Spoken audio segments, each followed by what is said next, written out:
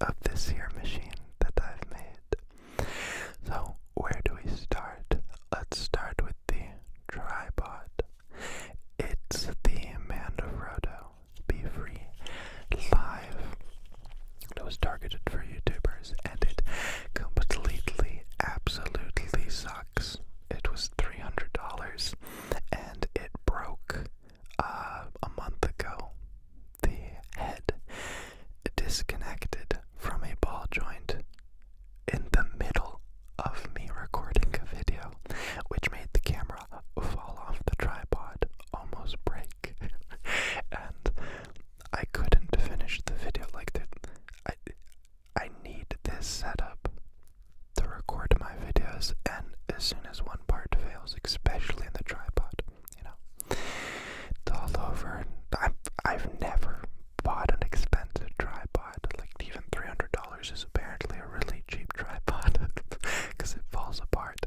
But that's why I paid a little bit more. I'm like, I'll pay $300 and I won't have to worry about it, But I ended up getting it to work not the same day. You should have seen me. I was hammering the top and trying to cram it back in, and nothing I would do would make it work.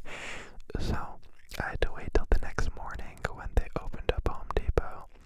Got in there, got some bolts, some scraps, and luckily enough, I wasn't even trying to fix it this certain way. I was just trying to fit a bolt through the bottom completely flush so I could reattach the broken part, but the bolt got stuck halfway through and I couldn't move it any further, no matter how hard I tried, which worked out perfectly because that meant that I could just screw on the top of the head directly to that bolt without the janky, wobbly, twisty bit in the middle, which I never liked. I remember when I initially got the tripod, I did a Google search for how to remove that weird ball head. So that's the tripod. It's helped me make videos like ASMR till I fall asleep because the legs fold out very much and I can really position it in some intricate places. The main reason I got this tripod was because it had a bolt hole right in the dang center of it. Every other tripod I've had before, I've had to drill slots through the front, which are very, just really unsecure. Oh, I really hope they're not insecure. That would make me very sad. They're very unsecure. But with this one, I have a quarter 20 bolt right in the middle. And so what I ended up doing to create this completely rock staple setup that I can take anywhere, I used a Rode microphone head. All this stuff I had lying around. I'm basically a junkyard rat, just stitching together things, and I absolutely love that about myself. So this is a Rode boom mic base plate. I cut off one end, sanded it down, re-drilled some holes, and that allowed me to connect it directly flush with the tripod with this perfect rounded hole on the other end that fit this really cheap extendable arm that I got off eBay 3 times over the course of making videos, and it just fit in perfectly. I could screw it in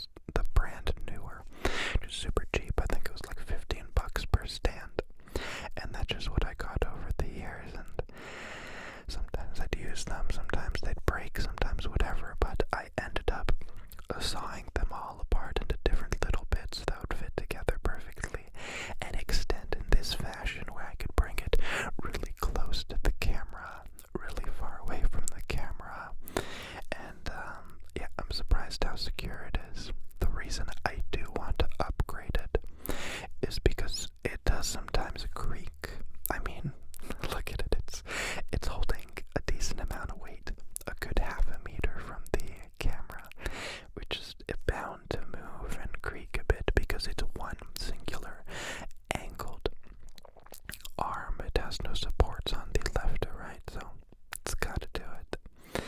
My favorite was, or is, all the random bolts I just found and screwed into place so I could tighten each little swivel arm. This top bit was completely accidentally made. I didn't measure any of these, of course, but the top bit, I must have cut years ago, and I just plopped it in place, and it was absolutely perfect. So, like you can see, I can bring this all the way up, all the way down, back, forward, and it just works phenomenally. I've seen a few other ASMR YouTube set up, and they have so many tripods and so many stands, and they're all kind of limited to this tiny space. That wasn't meant to sound like a flex or shade or anything. It's just that's the products we're given. Like, you want a microphone stand, they don't make ASMR microphone stands. But that's why I recommend everybody to kind of try and fiddle with stuff and make it their own. I've always loved that. People always ask me, even now, like, what do you want to do with your life? You can't just make YouTube videos forever. And I tell them, I don't know, dude. Like, I love a lot of things. I love animals. I love science. But what really makes me happy is making videos and fixing stuff. Anybody who knows me in real life knows if a friend's laptop breaks, I'm happy, uncomfortably happy. My friend ran somebody off the road on a turn, and I was hysterically happy. I'm like, dude, pull over, let's go, we're gonna help him, we're gonna pull him out of the ditch, it's gonna be perfect, let's do it. Like, I definitely have an unhealthy superhero complex. I want to be the person who helps and saves and fixes. So every time I see a problem, I just can't help but try and fix it. Try I must. And now the top part here that attaches to the microphones, it is definitely evolved over the years. It works. It's still not perfect.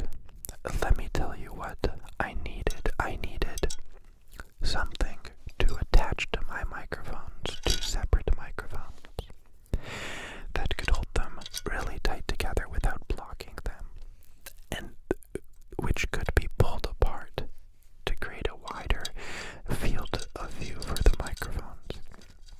And previously I've used items like a VHS tape holder and cut out slots and just plop my microphones in.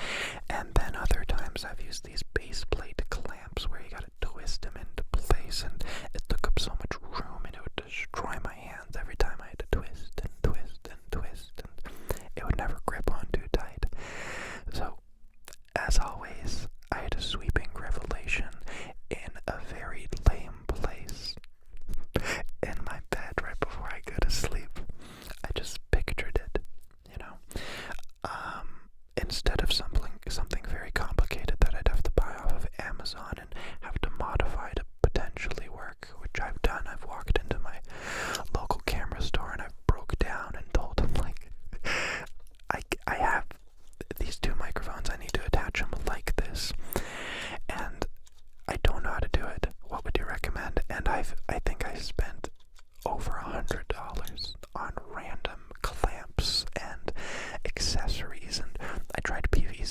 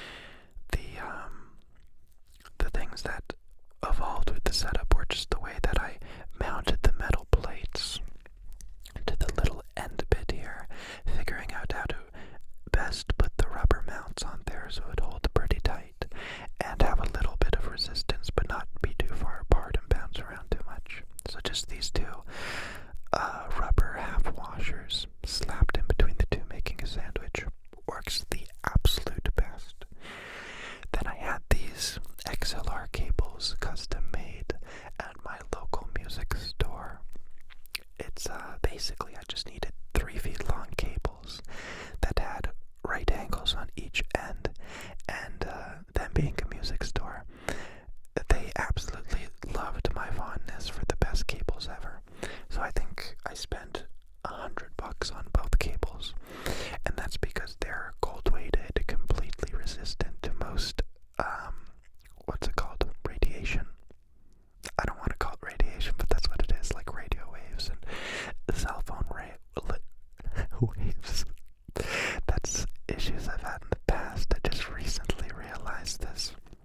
If you have your phone anywhere close to microphones and cables, the signal completely interferes with the cables and makes uncomfortable, odd buzzing sounds. It's a pro tip. I've heard it in other ASMR YouTube videos. Don't have your phone around when you're recording, and if you have to, put on airplane mode. That'll work as well.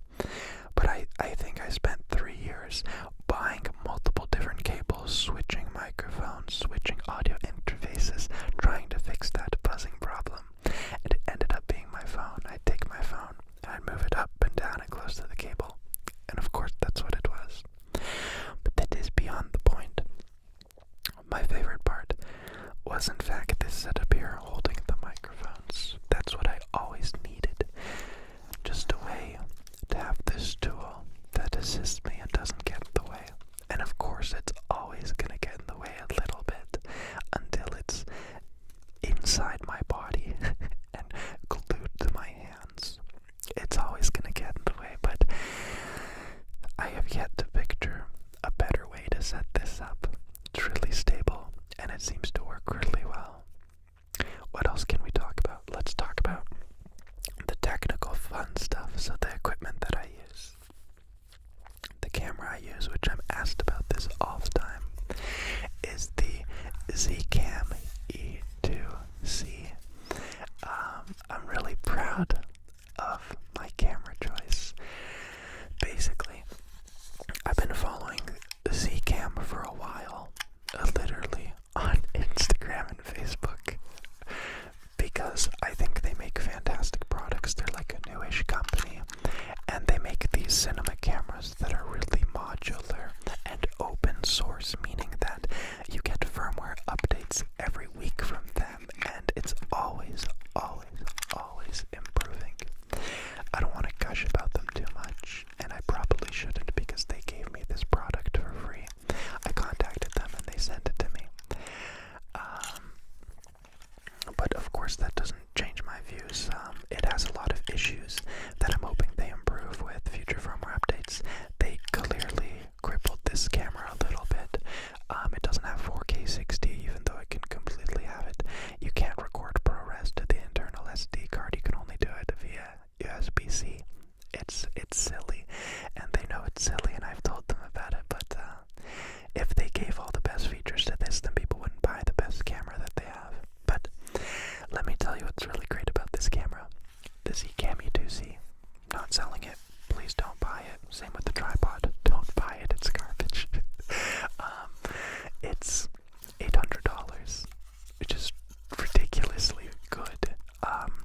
If you look into the camera world, getting a cinema camera, getting any camera with these specifications is impossible at $800. It is currently the cheapest, I believe, cinema camera on the market that records ProRes.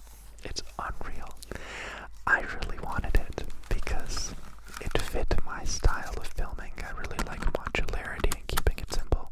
I had the Panasonic GH5S for the longest time, and I liked it, but I mean, it was a hybrid camera. It took pictures, and it had this weird stabilization, and it had all these codecs that I never used, and ridiculous settings that I never touched because I didn't need them, and really I just needed a camera sensor and a small body to hold it, and that's what Zcam made. That's what they specialize in. They don't make camera sensors. They don't have a whole team doing that. What their team is designed to do is to take a sensor and crank out as much juice as they can from it in a tiny body. So this body, as you can see, has mounting holes all around top to bottom, allowing me to attach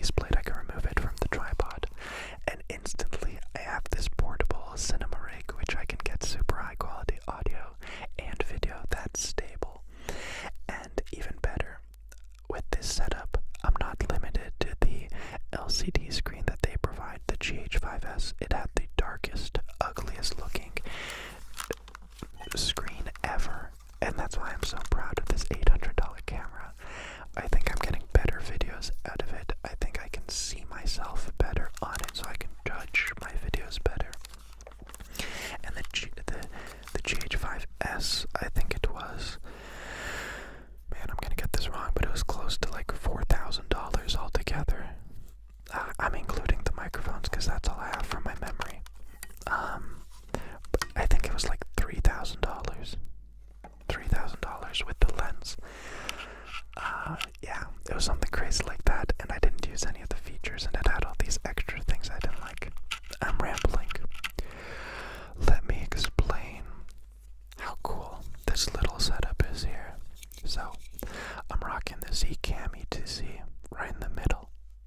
I have this Sony 16mm f1.4, really good for low light, even though I'm using it at f3.2 right now.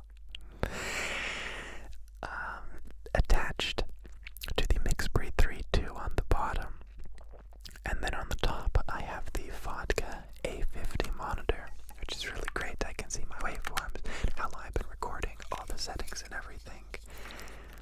I'm realizing now I could talk about this all day, so let me work through it. The monitor is really great because I can slap 2 Sony batteries on the back and run a dummy battery from the monitor to power the camera. And then the camera has a USB-C port in which I use to power the MixBreed 3. So I have this cool setup with just 2 batteries on the top that I can quickly interchange that powers all 3 items perfectly, which is ridiculous because I used to have so much issue powering either my camera or my microphones. My microphones specifically were so finicky to the amount of power they got. You couldn't give them too much, you couldn't give them too little. If I used the double A's, they'd run out in like 40 minutes. So this is unreal. I can record for 8 hours using those batteries. What else? I mean, the camera I also really like because it records in multiple cool settings. Like I really like the prefix H.265. I think it's very efficient. I think it works really well. Also the HLG color profile, I absolutely love it on this camera. On the GH5S, it looked green and muddy and yucky on this camera, which I've recorded, like that highest quality ASMR video, all that stuff. It just has the cleanest HLG picture profile ever. It is so ridiculously clean. The colors are already perfect. All I have to do is add more contrast, and the video's set and ready to go. I love it. It does everything I need it to. Nothing more, and definitely nothing less. On the bottom, like I said, is the MixBreed 3 version 2. The company sent me the first one 2 years ago, MixBreed 3.1, and I loved it. It worked perfectly. It attaches to my cameras very nicely and looks very clean and works really well. This time they released the second version of the product, and I didn't even contact them hoping for a free version.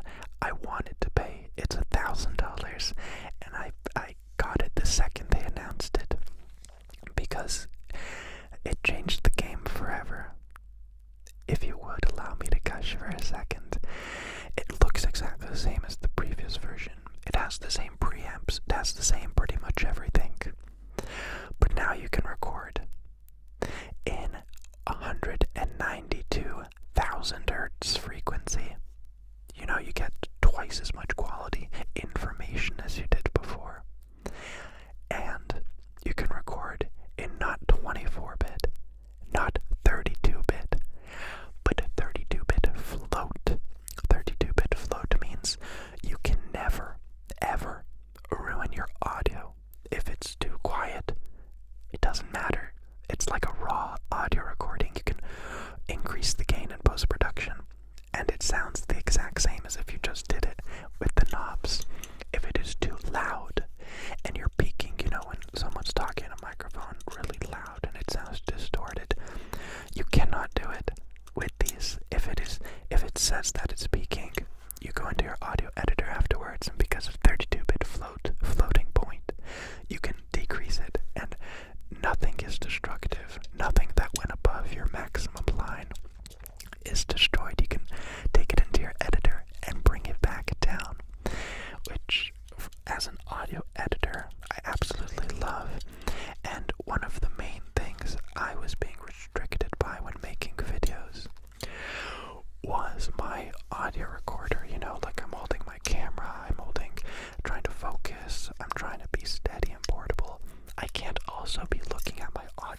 levels. I'm one person. But with this, I do not have to look at my audio levels. I set it to 0, which is technically 56 dB for both channels, and I leave it. And then in post, I can do what I love to do.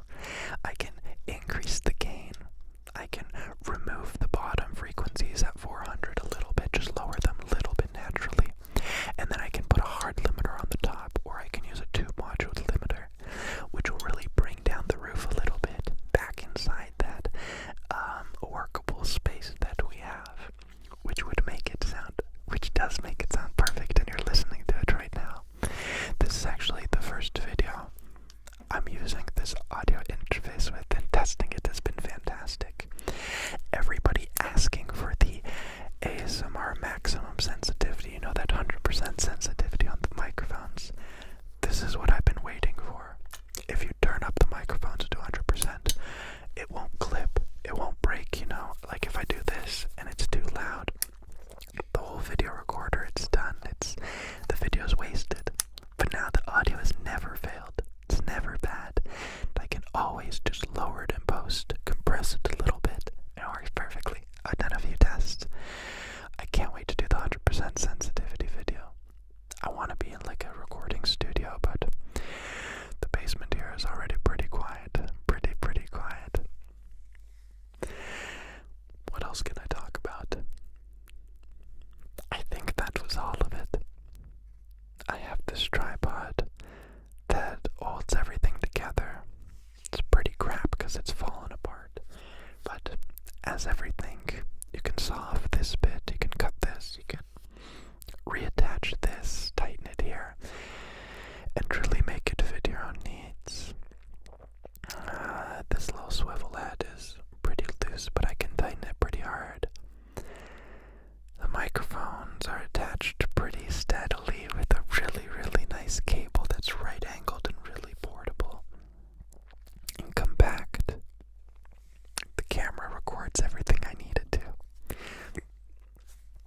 A 4K 60 would be amazing, and I've contacted them and they said they're not gonna do it. But I guess I'll just get their higher version of camera or wait until they release a new one, because they're releasing new ones all the time. The monitor works pretty good. They're releasing a